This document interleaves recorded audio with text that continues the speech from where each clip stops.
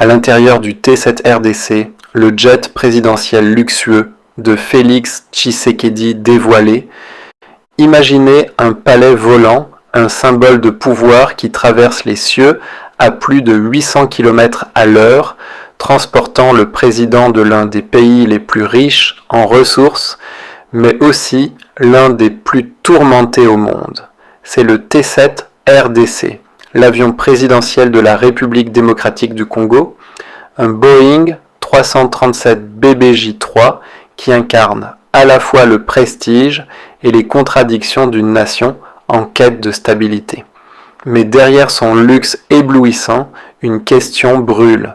Comment un pays aux prises avec des crises humanitaires peut-il justifier un tel étalage de richesse? Restez avec nous, car ce que vous allez découvrir sur cet avion et son rôle dans la politique congolaise pourrait bien changer votre regard sur le pouvoir en Afrique.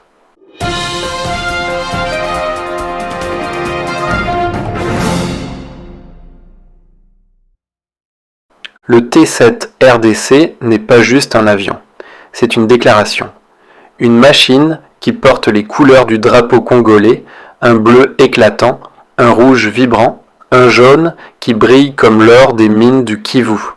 Cet avion, immatriculé T-7 RDC, est un Boeing 737-9J AER, une version modifiée du 737-900 transformée en Boeing Business Jet 3 ou BBJ-3 pour les initiés.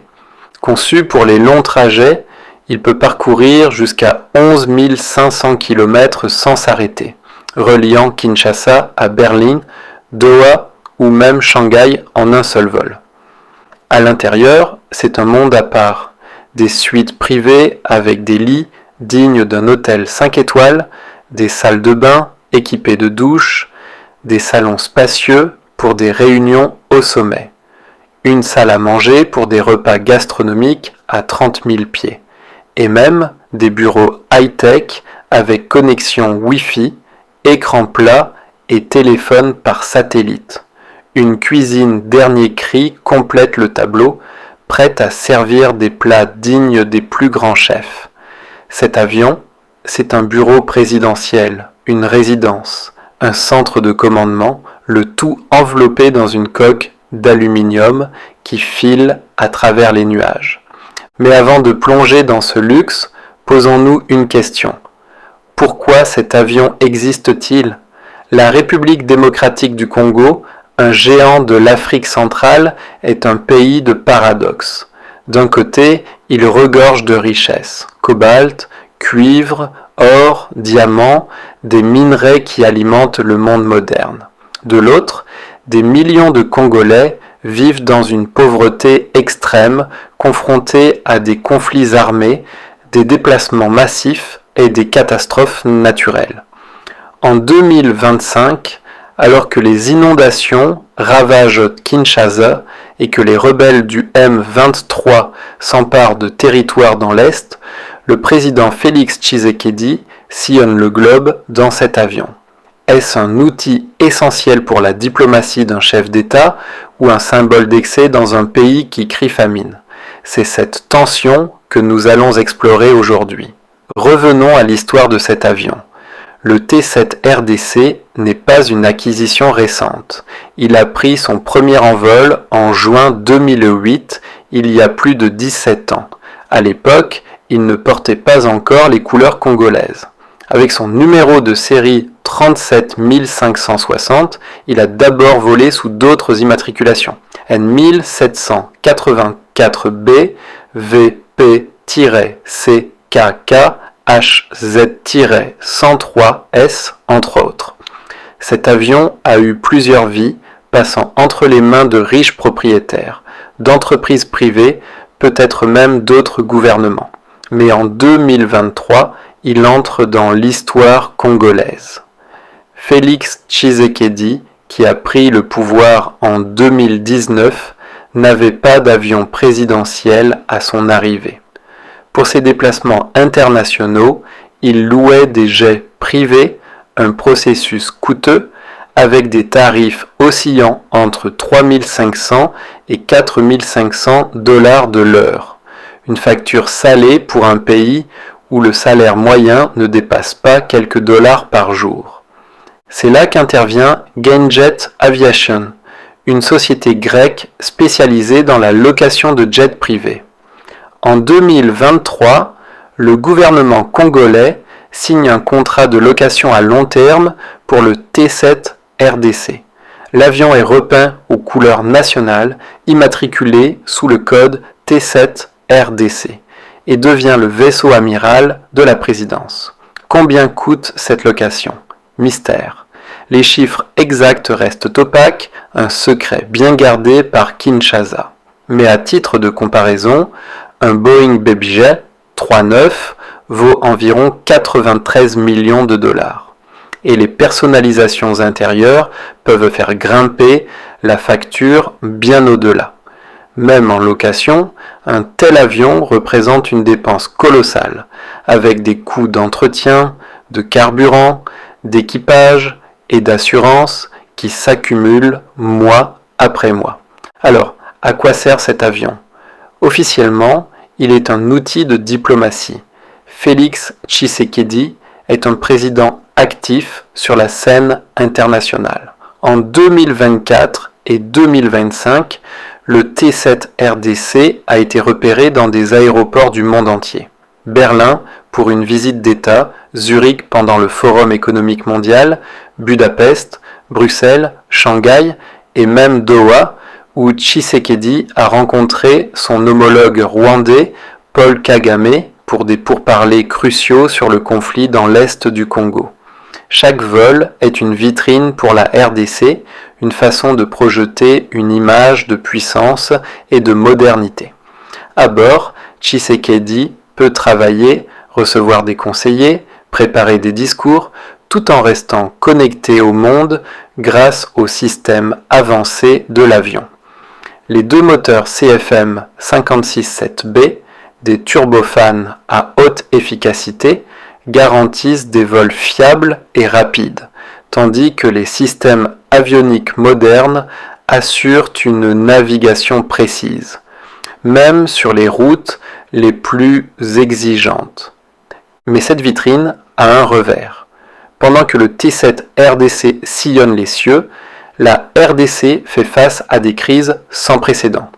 En avril 2025, des inondations à Kinshasa tuent des dizaines de personnes et laissent des milliers de sans-abri. Tshisekedi promet que la République ne vous abandonnera pas. Mais les critiques s'accumulent. Pourquoi autant d'argent pour un avion alors que les hôpitaux manquent de médicaments et que les écoles s'effondrent? Dans l'Est, le conflit avec les rebelles du M23, soutenus par le Rwanda, s'intensifie.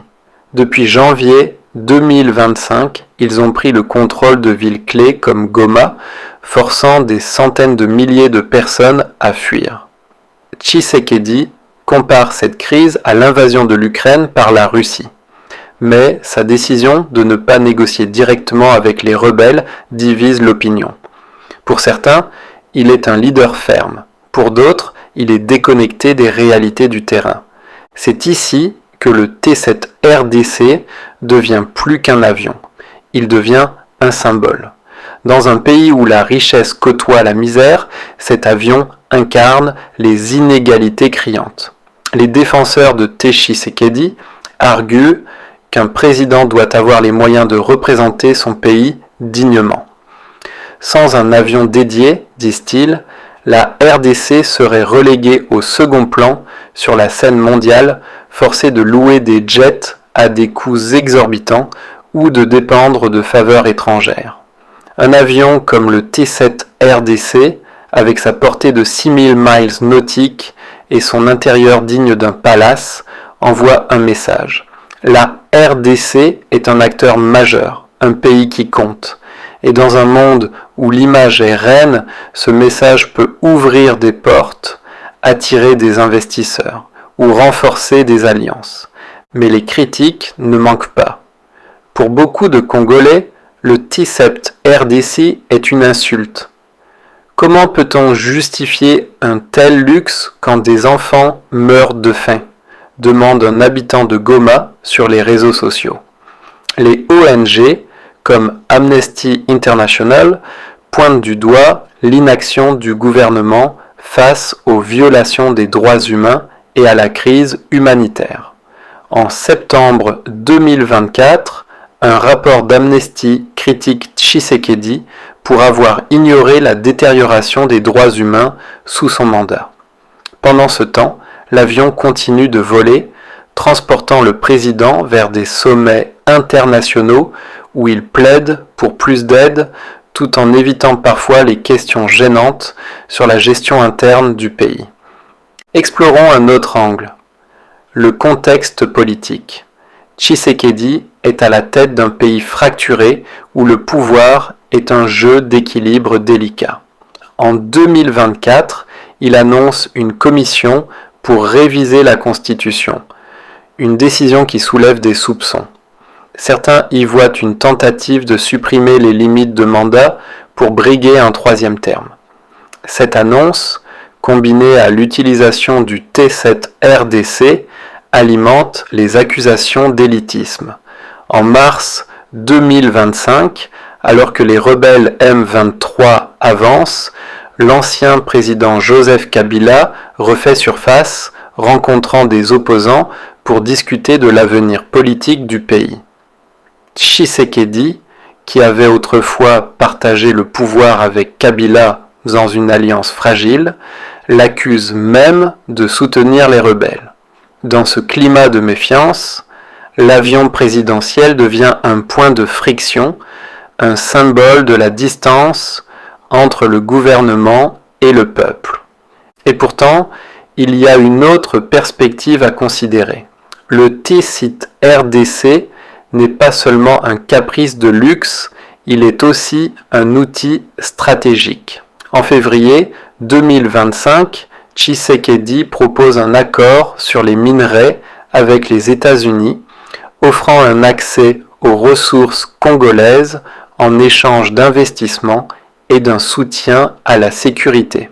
Lors de sa rencontre avec Massad Boulos, conseiller de Donald Trump pour l'Afrique, à Kinshasa, il évoque des investissements de plusieurs milliards de dollars.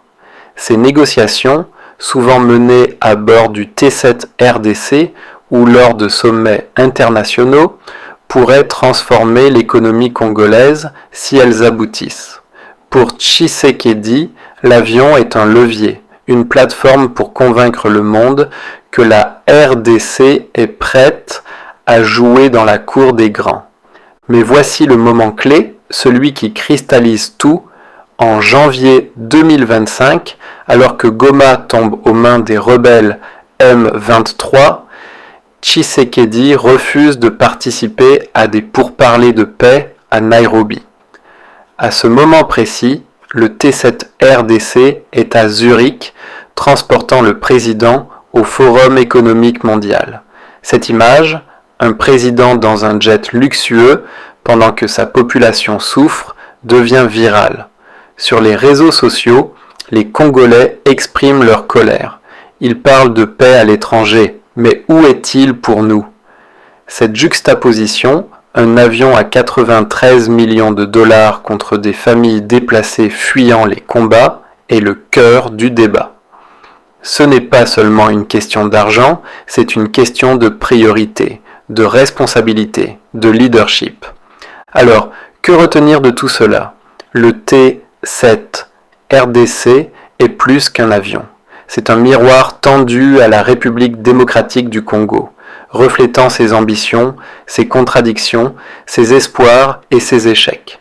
Pour certains, il est un mal nécessaire, un outil pour naviguer dans un monde où l'apparence compte autant que la substance. Pour d'autres, il est une gifle, un rappel brutal des inégalités qui déchirent le pays. Félix Tshisekedi, en montant à bord de cet avion, porte le poids de ces deux réalités. Chaque vol est un pari, convaincre le monde que la RDC est une puissance émergente, tout en convainquant son peuple qu'il n'a pas été oublié. En fin de compte, L'histoire du T7 RDC n'est pas seulement celle d'un Boeing 337 BBJ3. C'est l'histoire d'un pays qui cherche sa place, d'un président qui jongle avec des crises internes et des ambitions globales, d'un peuple qui demande des comptes. La question n'est pas seulement de savoir combien coûte cet avion, mais ce qu'il représente. Et cette question, c'est à vous, les spectateurs, d'y répondre. Qu'en pensez-vous ? Un président a-t-il besoin d'un tel luxe pour gouverner ? Ou est-ce un détournement des ressources d'un pays qui a tant besoin d'aide ? Si cette plongée dans les coulisses du pouvoir vous a interpellé, ne manquez pas notre prochaine vidéo où nous explorerons un autre scandale qui secoue la politique africaine. Abonnez-vous, activez la cloche et partagez vos